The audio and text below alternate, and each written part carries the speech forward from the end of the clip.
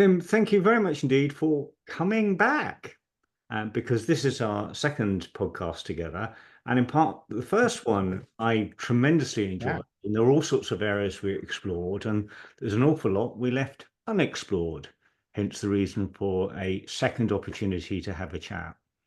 Now, in our first, we yeah, explored a little bit about AI, but actually principally about the power of language and how language shapes our lives, our perceptions, what we yeah. believe, and clearly artificial intelligence and the large language models are leveraging off that. So that was a really important and interesting conversation about language and very much the differences of view between perhaps East and West, but it was a bit more than that. I mean, we even contrast the French language to the English language. So that's not necessarily an East-West divide, it's a recognition of different language types. Yeah, But all of this is happening in an environment of change. yeah, And I'm really happy to pick up on some of the stuff that we said in the previous podcast around language, but I'm particularly interested in perhaps advancing with this second conversation, what that means in terms of change. So, what are your mm. reflections on the last podcast and where you would like to go with this one? Yeah. I also really enjoyed it. I think we covered a lot of interesting topics, and I think you were absolutely right to highlight the connection between language and so many other things, which hopefully we're going to explore at least some of in this conversation. So I see it as a very natural extension of where we got to last time, and certainly I think um, language is something that we're so used to just using without thinking. It's like blinking or breathing, and it starts to feel very uncomfortable and very weird when you think too much about it. And consequently, it's very easy to miss how much language is integrally bound up with so many other things that we take almost for granted, but that we very often think about without recognizing some of the underlying things. So you've highlighted, and I'm looking forward to diving in with you, a culture for a start. Actually, in the Chinese language, the word for the Chinese language and the word for Chinese culture, it's exactly the same word. There is no difference. So the assumption is that language is culture, culture is language. And I think that's an insight that is worth bearing in mind. And that's one of the joys that we have when we look at other languages. Sometimes it opens our eyes to things that perhaps were right there in front of us, but easy to forget. So that's one start point, but there's plenty of other aspects I'm sure that'll come into the conversation. So, you've already got my mind firing. I was going to go in a slightly different direction, but I love that point about culture and language being linked. So let's just pick up with that theme since it's the direction we're going in. I'm going to play to some stereotypes. I know they're stereotypes. I know they're wrong. But as Julian Box, or George Box indeed said, all models are wrong, but some models are useful. So I'm going to start a little bit. If men, you see, I'm going for the stereotypes here. If Uh-huh. men think only in primary colors, red, blue, green, brown, black, or whatever, but women have a richness, so they could tell you 22 shades of green. Mhm. There's an argument that they have a greater vocabulary. And indeed, there is evidence that women generally use a larger vocabulary. If you have a larger vocabulary, you perhaps are better able to express yourself. And if the only color you see is blue, or if indeed the only emotion you have is anger, and you can't do the nuances of anger, which might include frustration or annoyance, then you are Mhm. constrained in your ability to feel, arguably to think, by the limit of your vocabulary. Mhm. So if we Mhm. accept that stereotype, okay, Mhm. how do we feel about a world that now wants to communicate with emojis? Do we think this is a wonderful extension of the direction that we're going in because we constantly embrace new words, new language, new meaning, new cultures, new behaviors? Or actually, do we think this is a step backwards because we're now literally restricting our vocabulary to a single syllable? That's a really interesting question. Yeah. Uh, my short answer is both. Uh, it's both a step backwards and a step forwards, which is it's a rubbish answer. So let me try and give you something that's a bit. What I mean by that is that yes, it's true that having a larger vocabulary allows you to think in ways and to discern between nuances and so on that may be harder for you to do if your vocabulary is more limited. That's not always what is needed. Actually, sometimes we can get bogged down in detail and discrepancies and fail to see the commonalities. So sometimes actually what we need is something that will help us to see that these are all kinds of anger rather than treating them as if they're entirely unrelated, phenomena. And I think that the same can be applied consequently to emojis, is that one of the things that is wonderful about emojis is that they transcend language barriers, that or there are some discrepancies and some connotations of certain symbols that don't work in other countries. But it would seem that the vast majority of emojis, I mean, I use a Chinese social media platform, WeChat, every day. And the emojis that are available to me in WeChat are the same emojis that are available to me in WhatsApp. That's an extraordinary thing, that here is a means of communication which allows us to operate on a human-to-human level without having to pass everything through a particular linguistic lens. Now, you can argue that the emojis are in themselves a kind of language in that they are symbols. But I mean, without sort of getting tied up in academic arguments about that kind of thing, I hope you can see. I think the general point is that you don't want to be writing a legal document in emojis, and yet engaging with people from a variety of different backgrounds and trying to get them to feel part of a common organization or a common team, or just a sense of human connection. I mean, emojis are far more useful than legalese in whatever language you choose. So that's what I mean by both, is that actually we need different ways of looking at the world. We need different lenses. We need different ways of categorizing what's in front of us, and different languages and different forms of expression. And I want to include mathematics. I want to include music, as well as and I don't know whatever else. There are all sorts of different expressions that attempt to capture in some sort of symbolic form some kind of meaning, either for preservation, but usually I think being able to have a wider range of palettes to draw from is vital, especially as we become more interconnected with people who are coming at things from a distinctly different background or different perspective. You touched on symbols there, and I think symbols are really interesting as somebody who is fascinated by the work of Carl Jung and symbols and symbolism. Mm. And I think it's interesting that increasingly we do navigate the world by symbols rather than by reality. So let me start with a challenging hypothesis. We talk about artificial intelligence. We already have artificial life. And most people go, oh, good grief, what do you mean by artificial life? And of course, as you rightly said at the beginning, some things are around us are so obvious that it's only when we look at them with new eyes we go, oh yeah, companies are artificial life.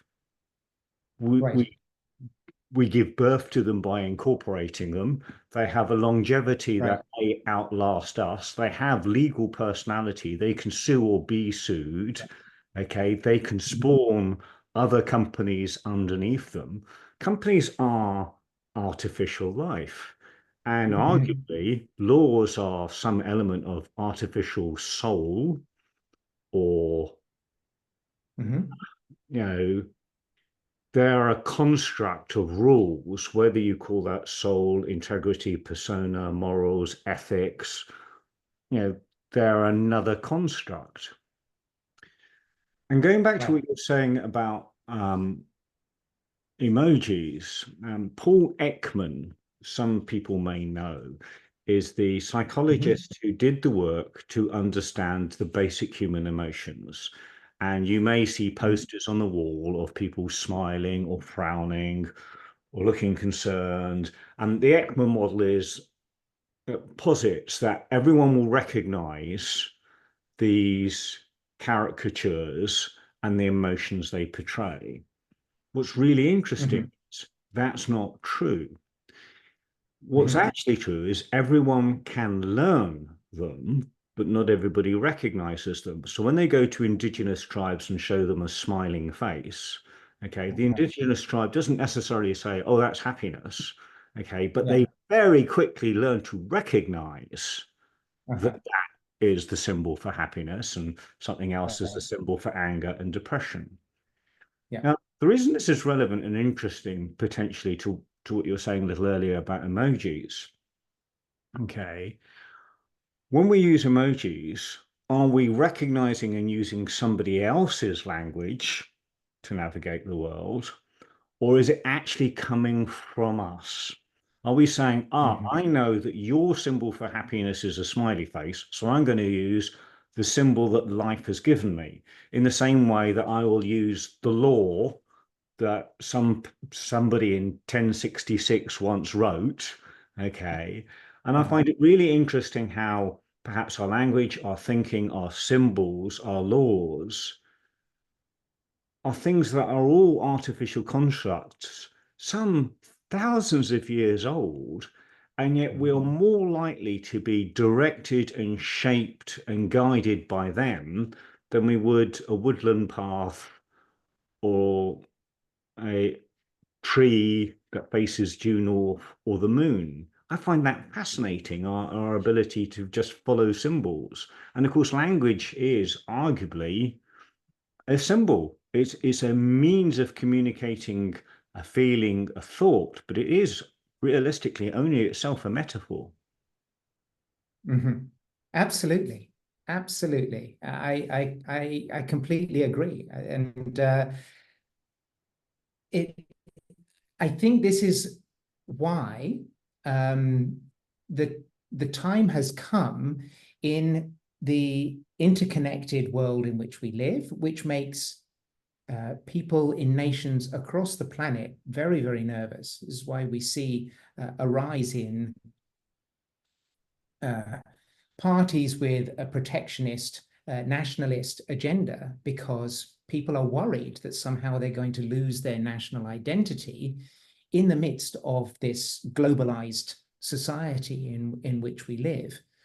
Um, but whichever end of the politics spectrum you tend to, the reality is that even if our attention is on our own nation or our own society, it is dependent on or interdependent with, if you want to look at it that way, other societies around. That's one thing, which means that even if it is just for our own protection, we have to be able to understand how we and our situation looks through the eyes of the people outside our nation or our community or our company or whatever else it is, on whom we are dependent in some way, or with whom we are somehow interdependent. If we are going to be safe, we have to be able to look at ourselves through somebody else's lens. Otherwise, we're not going to be able to build productive relationships with those people, and we harm ourselves in the process. We make our position extremely jeopardous. So that's one side of things. And that means that we have to actively make an effort to say, I have tended to see things this way because these are the symbols that I use. These are the words that I know. These are the pictures that I like. This is the style that I'm interested in. This is the environment in which I live. And we have the tools available to us now with the internet, and also with, of course, AI technology now, to assist us in making that leap and trying to see things that you can definitely fall into stereotypes that are not helpful, but there is something in that model that there are very often tensions in marriages, in male-female relationships, which are in no small part through looking at things through a different lens. And we know from that kind of counseling that the way to get the marriage back on track, or to smooth, to bring those relationships into a healthier place, involves a certain amount of seeing things from the other person's perspective. How do we learn to do that? Well, that's the challenge that we face. And I think a start point is, as you're rightly highlighting, is that so much of what we take to be natural, normal, set in stone, this is the way the universe is nothing of the sort. It's a human construct. And if you change the human society in which you're operating, you will find very often that actually the world around us is not diced up in the same way, and it's not processed in the same way. It's not categorized and labeled in the same way. It's not viewed through the same lens. So all of these tools, language is integral to them, but we don't want to get overly hung up on that. It is more about actively seeking to find different symbols, different ways of making sense of a situation. And so, just to conclude that, and this might lead into another point that we want to explore more fully, I think this is something that you raised last time, is that so many of the deeply worrying problems that cause people, particularly young people, anxiety today, are global problems that one nation is not able to tackle by themselves. We have a situation where, for centuries, arguably millennia, the collective human wisdom has been sort of written down and processed and summarized and refined and honed and bound up in nice leather volumes and put in a library, and then it was digitized, and then we had this situation where pretty much you wanted to find out anything about anything, well, you go and find what other people have written about it. In today's society, the thing that is so terrifying, I think, is that we're not even sure what the question is. And we are pretty sure that no one has yet found out what the answer is, because we haven't known what the question is for people to actually do the research into what the answers might be. In other words, to face the existential problems that we have globally, and we feel that at a local level, and we feel particularly powerless at a local level, but the way out of that is to look at the common situation, the familiar situation, the situation that is right in front of us, and say, is there another way of looking at this? What if I were to look at it from a different angle? Well, the things that we're talking about, the symbols that we're talking about, whether they're from language or computer language or whatever else, those symbols are fundamentally expressions, as I completely agree with you, of a particular way of making sense of something. And we're at a time where we need to almost put those familiar things aside and deliberately look for other ways of making sense of the same situation that's in front of us, in order to try and find a breakthrough a number of problems that seem intractable. I think that's interesting, relevant, and important, because, to use a phrase, when the only tool you have is a hammer, every problem you come across becomes a nail. And I think we might recognize AI is a fantastic tool for dealing with one particular type of problem. Um, Correct. and you're right, you're hinting at, you're moving towards this. We need to look at a different way of doing things, and therefore being more efficient at the old way of doing things is not the same as a different way of doing things. And Mm. I think that is critically important because my personal view is AI is an accelerant. And if you're going in the right direction, it will get you there quickly. But if you're going in the wrong direction, it'll also get you there very quickly. And you want to be really Correct. sure you're going in the right direction before you actually put your foot on the accelerator. Yeah. And in a wonderful conversation that I had with Dr. Eve Paul, um, the analogy of it's like, if you let your children learn to drive, you might do it in an old car that's not particularly fast. But right now, we're giving them the access to a Formula One racing car and saying, there you go, Right. learn to drive in that. And Right. I think that's going to be a problem. Um, because perhaps we, as you rightly say, we look for answers so fast. And we're interested in answers more than nuance. Yeah. Nuance is unnecessary complexity. It's making things difficult. It's prevaricating. It's procrastination. There are a whole load of terms for not making a quick decision, which are pretty much all derogatory. That's right. The only one that I can think of that is derogatory towards a quick decision would be haste. Uh-huh. But Uh-huh. I think the bias is towards speedy decision making, and Yes. I think that may be problematic. Yeah. Yeah, I think you're right. I think you're right. Because when we make speedy decisions, we necessarily are not investing the time that is required to consider, multiple different perspectives, and multiple different factors that may contribute to the success or failure of the outcome. And when you're dealing with a diverse group of people, that's going to be much more of a problem. If everybody is effectively a clone of one another, well, then you can afford to do that. And one of the things that I find uh, scary at the moment is that the way that AI is going, there is a very real danger that we become increasingly clones of each other, Mm, that it actually erodes diversity within humanity. We talk in similar ways, we think in similar ways, we express ourselves in similar ways. If you want to be really dystopian about it, it's pretty close to the kind of controlled language that Orwell was talking about in 1984, and that we saw a number of Eastern Bloc countries in Europe actively trying to put into place. mm, This is a terrifying thing.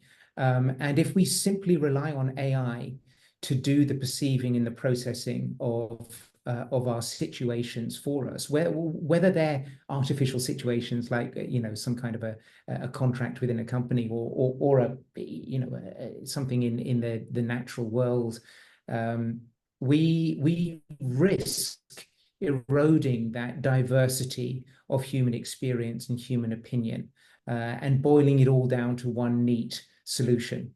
And of course, AI does it with such, I'm talking about generative AI, does it with such confidence and such clarity.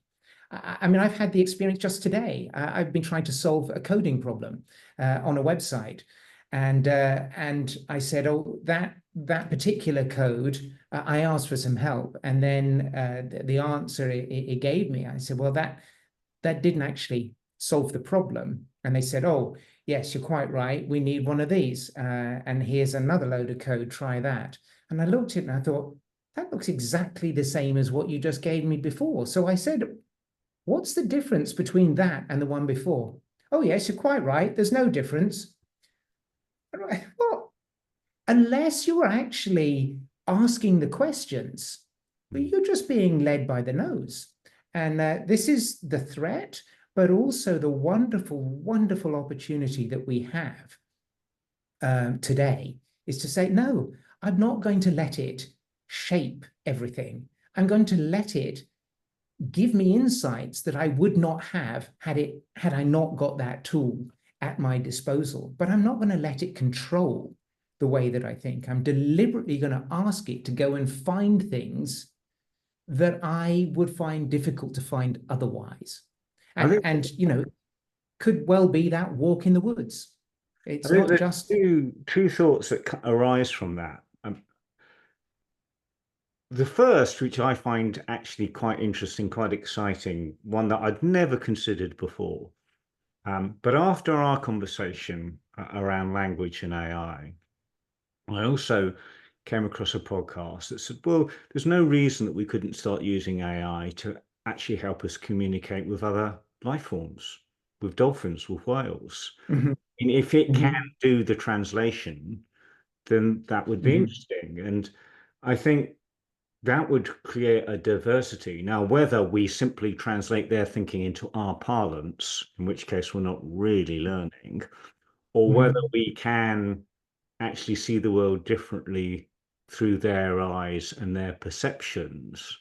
I think that that's mhm, a really mhm. interesting construct. And the other thought that I had is that everything that you've said means that actually the most important skill now is curiosity, the ability to ask Yes. the right question, or even if it's not the right question, the ability to question what you're being told. Yeah, yeah, absolutely. And it's no longer about information, it's about the framing of the information. Mhm.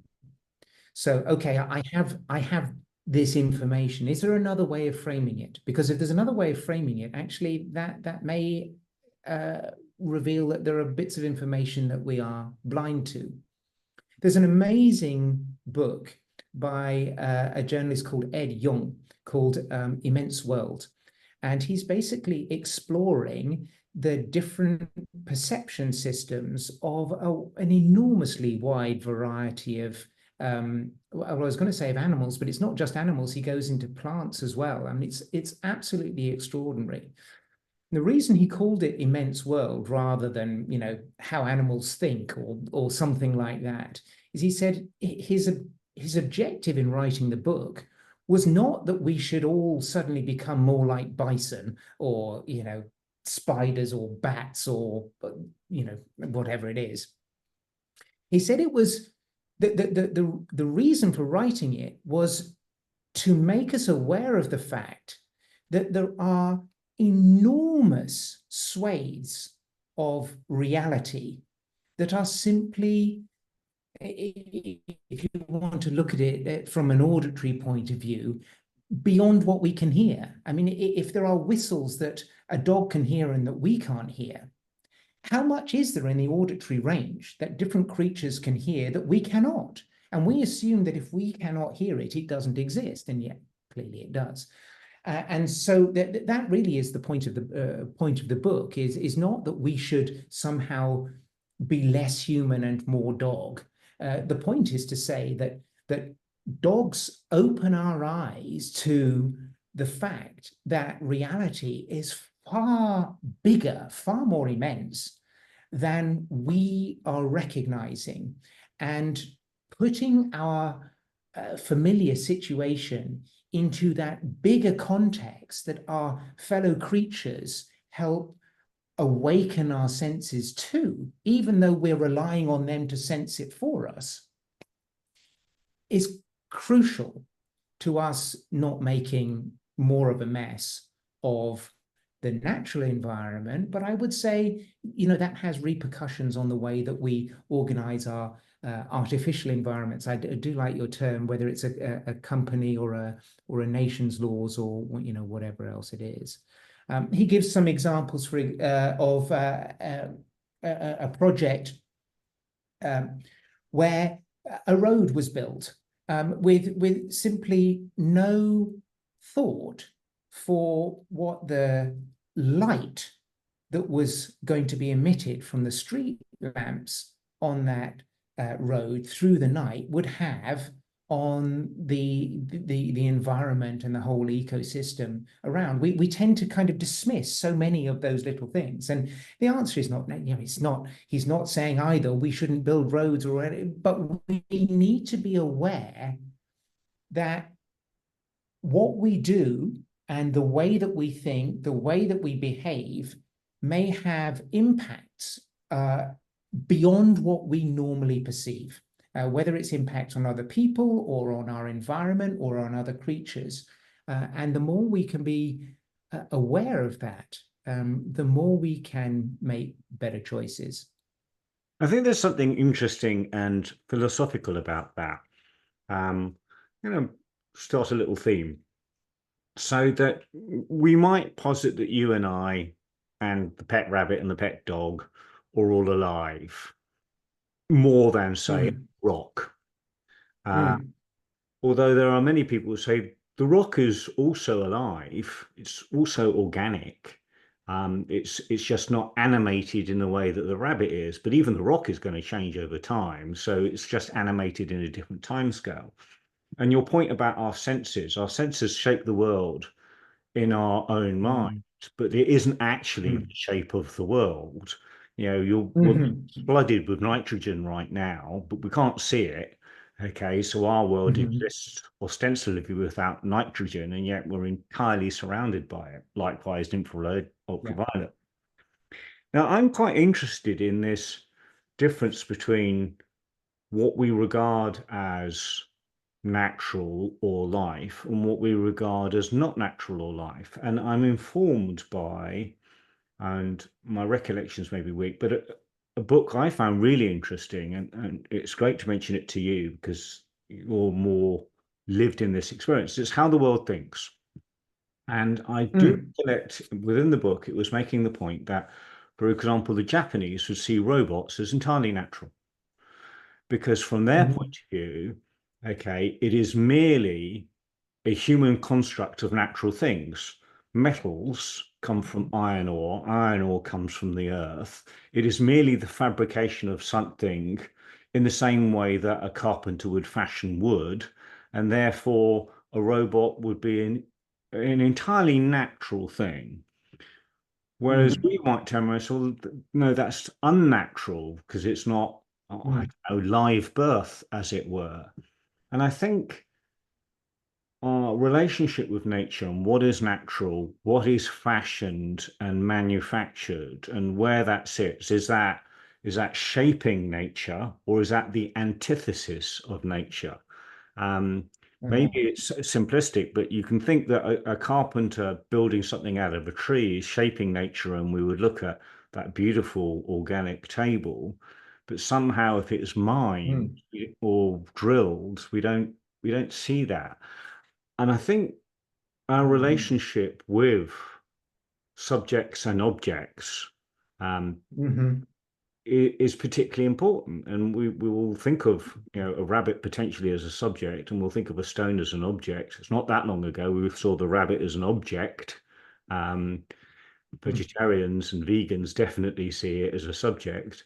So this idea of what's real, what isn't real, what's manufactured, what's purely shaped, what's created, what's fashioned, I think that's interesting and complex. Now, you're in a part of the world which the book How the World Thinks was actually written about. It was written about the difference between Chinese, Indian, Japanese, and Western cultures. What's your take on Really interesting questions. That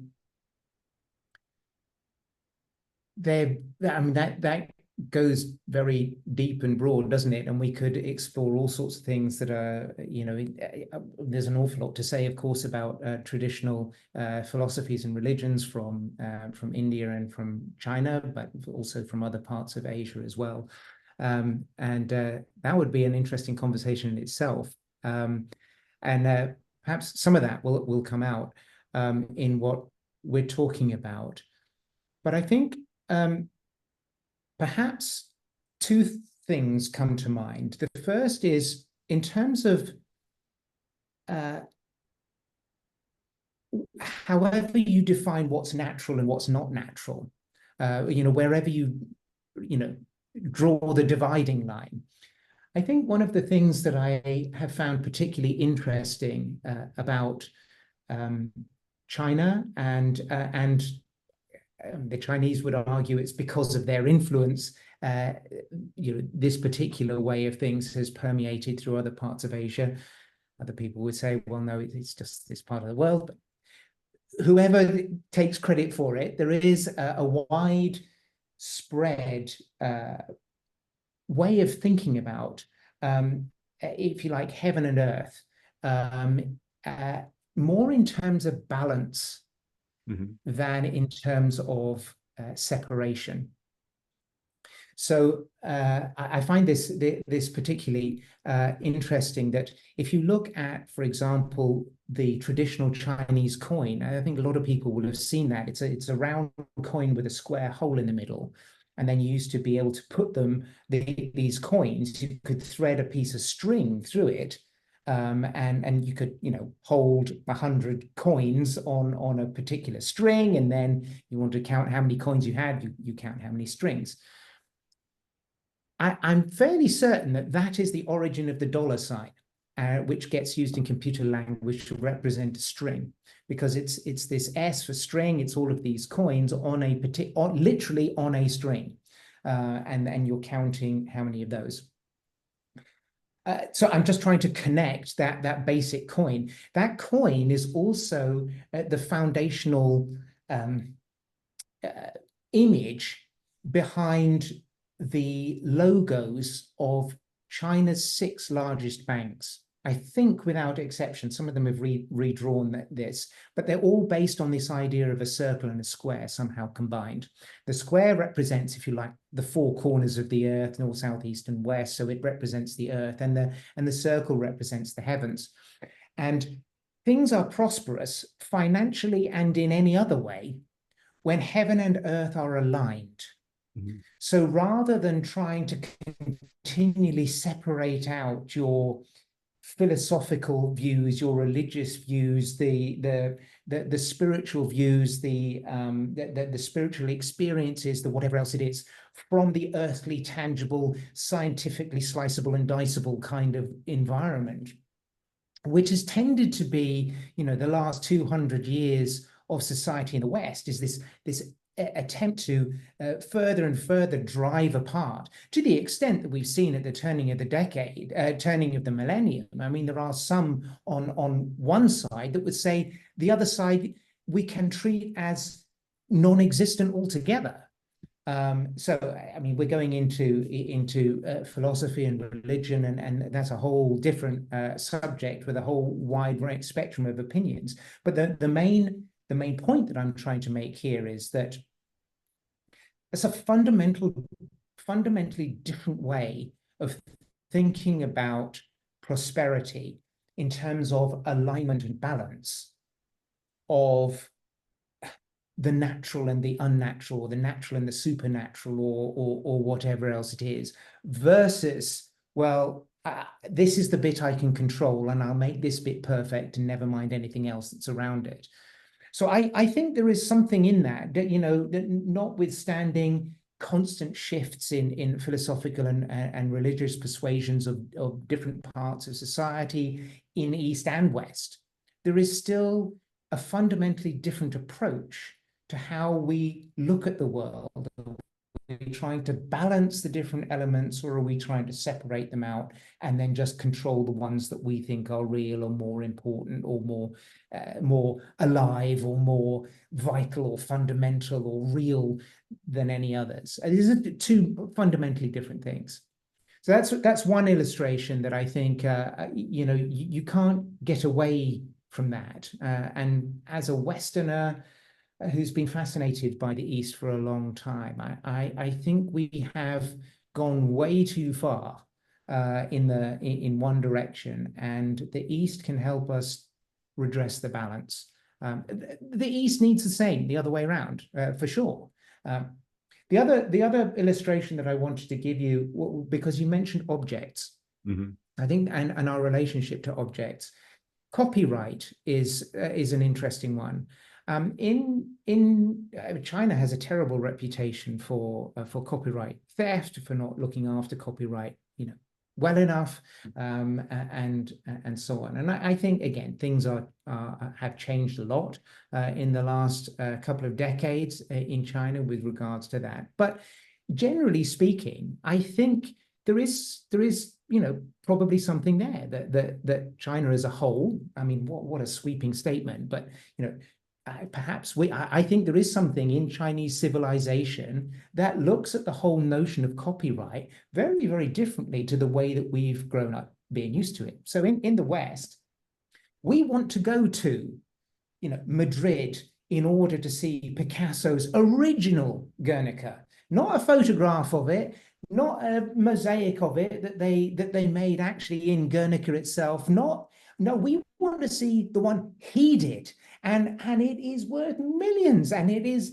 the security is crazy, and we have to do everything that we can to make sure that the actual materials don't rot, so that everybody can see the original, because nothing else, there is only one, and nothing else will compare to it. There is that kind of attitude. And so our legal system, our museums, our, how much energy from different angles has gone into trying to protect a single object that we deem to be enormously valuable, to make sure that we always have access to that original object. And that, to me, the copyright is in many ways, inseparable from that way of looking at things.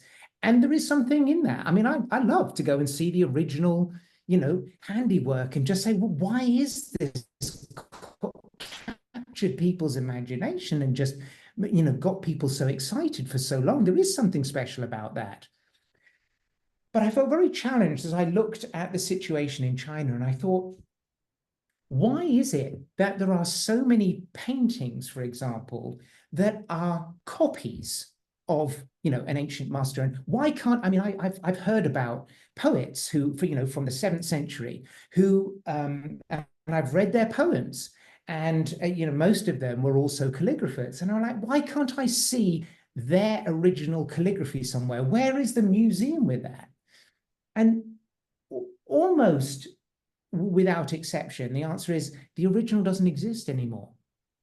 You say, well, why not? Because we invented paper 1,000 years before you lot, and paper is far more perishable than the materials that you were using, right? So no, there's benefits of the less perishable material. There are benefits of the more perishable material. Otherwise, we wouldn't be so paper dependent today. But what happens if you live in a society where the primary medium in which you create artwork is highly perishable? How do you preserve it? How do you look after it? The answer is you have hundreds of scholars that collectively agree this painting is like none other. This Mona Lisa, this Guernica, this whatever else it is, this is truly exceptional.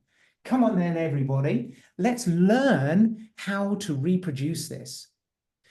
And if you want to become a calligrapher traditionally in Chinese or Japanese or Korean society, you cannot become a calligrapher whilst you're 16 years old.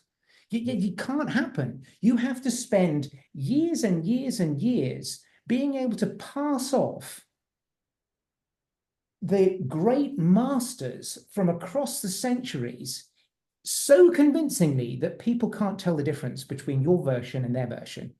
Only at that point, when you have captured and kept alive the greatest products from history, can you deem yourself to be qualified to contribute something new to that. And so the concept of preservation is to make it alive in your muscles, not an object that belongs to one individual or one museum that is kept away. No, it's to be alive. And if it's that good, let everybody learn how to do it. everybody that's got, anywhere near enough skill, and some people do a better job than others, but do you see what I'm saying? There's two, they're both trying to preserve it, but they're going about it in very different ways. And I'm not saying that one is right and the other is wrong. I think we need both. What we don't need is to bash China for being terrible at copyright protection without appreciating that they are doing something that our copyright protection has just switched off in us altogether. So we can say, oh, yeah, Van Gogh, he was amazing, but has no impact on us, not the majority of us. I think that's interesting because it opens up another rich vein of possibilities that we might pursue. Let's take, for example, the earliest chamber music where you would have probably gone to Venice to listen to a string quartet, except every Yeah, single one of us can listen to it on Spotify right now. And right. is is that music now more moving, more engaging, benefiting more people because of the advent of Spotify? Or is that just plagiarism and the only true music is if I'm in St. Mark's Square listening to it live? Mm-hmm. And part of this is also about the art of storytelling. Mm-hmm. I recently listened to a history of Hawaii, and it made the point that their entire culture is narrated and cascaded through storytelling. And it was only relatively recently that somebody troubled themselves to write things down. And actually, Mm-hmm. the process of writing things down started to undermine a lot of the culture because, of Yeah, course, then it becomes scribed and yeah, there is no room for flexibility, for the story to flex to the circumstances, the audience, the narrator, yes, the emphasis. We can yes. have effectively the same stories, but we will change them for each generation, for each audience. We know that. You run over and stub your toe on something and you tell three people. When you tell three people, the story is not identical. Okay. For one person, Uh-huh. it's, oh, it's horrendous. And the other one, oh, no, I'm fine. I'm fine. Oh, you wouldn't, but we never tell the same story twice. That's Okay. right. That's And, right. and certainly as we reflect, as we remember, if for a fisherman, the fish gets bigger. you know, and I Uh-huh. think the challenge then is when we write things down, it's almost like an obituary to an emotion. It's not actually Yes. the lived emotion at all. It's not the lived experience. And Absolutely. I think the advent of podcasting, I think, is perhaps rejuvenating storytelling and human connection and dialogue. And arguably, ChatGPT, potentially where it's text based, maybe killing it. But then I suppose we've got um, new avatars that are able to engage with us. It's really interesting the pros and cons of actually writing things down. Yeah, completely agree. Completely agree. And I love that expression. It's about to express something is almost like the obituary of an emotion. I think this is the answer to your earlier question about it's an answer. I mean, we can still talk about whether what things are alive and what, but the only things I mean, I would say the only things that are dead are things that don't change or stop changing. It goes for language, it goes for people, it goes for organisms, it goes for organizations. And our obsession with writing things down, with dotting the I's and crossing the T's, with codifying things in legal documents, and again, I think there is a danger that AI just accelerates that to pick up, your what you were saying before is that it now looks at all of the documents that huge number of people have written over a huge period of time and says, well, this is how you write a document. And so now we can codify everything that we haven't yet codified.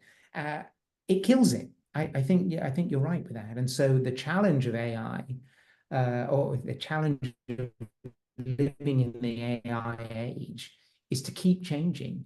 The moment we settle with a one set codification, then we're dead.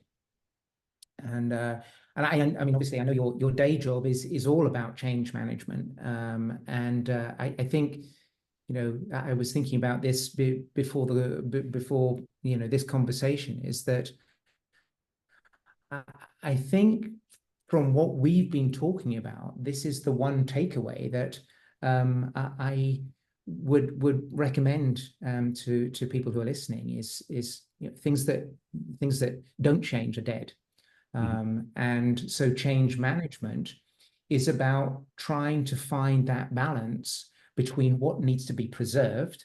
Then there's a question about how we preserve it. And that was our illustration about copyright and artwork and so on. Because there's more than one way of preserving something. You don't just have to put a fence around it. But the management is about identifying what needs to be preserved and then how it needs to be preserved, and then making sure that it is preserved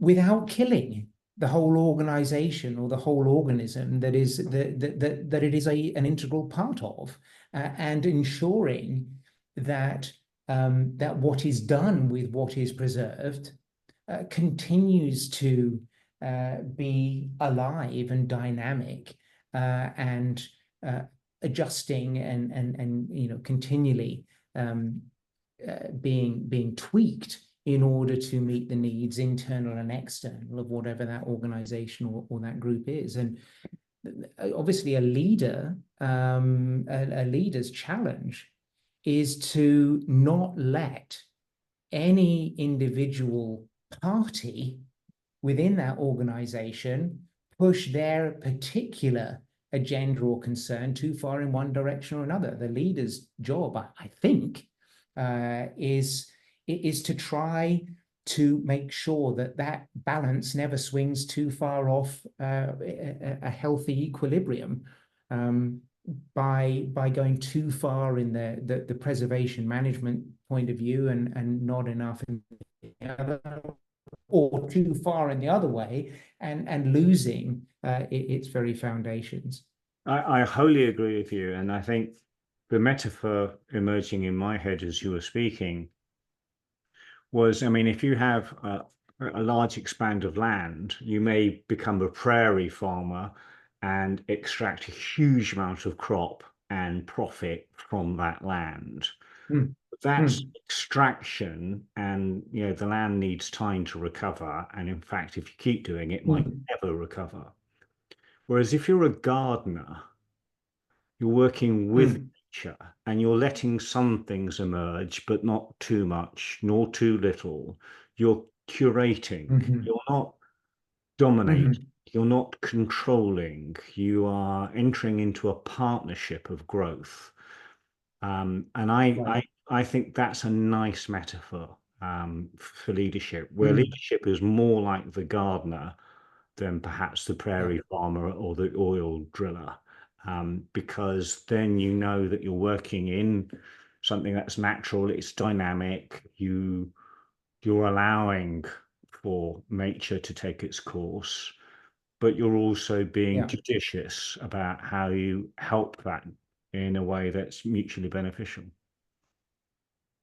I love that. That's really interesting. Did you hear that story of I think it was a NASA project? As I understand it, there was in preparation for the time when we can envisage humans spending time on Mars. They set up some kind of an experiment where you had to create a biosphere, I suppose, that you could assemble yourself on Mars, and then it had to be able to sustain a variety of life so that people could feed themselves and whatever else. I really must try and find the source of this, even if it's apocryphal. The story still holds its value, but I hope it's true, because it's so believable. Supposedly, this experiment lasted little more than 6 months, and it's not because the atmosphere wasn't conducive and they didn't have the right plants and the whatever else. The problem was that the 8 people that they put in there, just couldn't stand each other. After 6 months, they just like, I quit. I cannot live with this person anymore. And that's really interesting. So we talk about growth, we talk about change, we talk about development. Actually being able to see things from other people's perspective and adjust to each other and adapt to each other as each other changes. I mean, that's the biggest change management challenge of them all. Far more difficult than the changing markets and the whatever else. So there is that.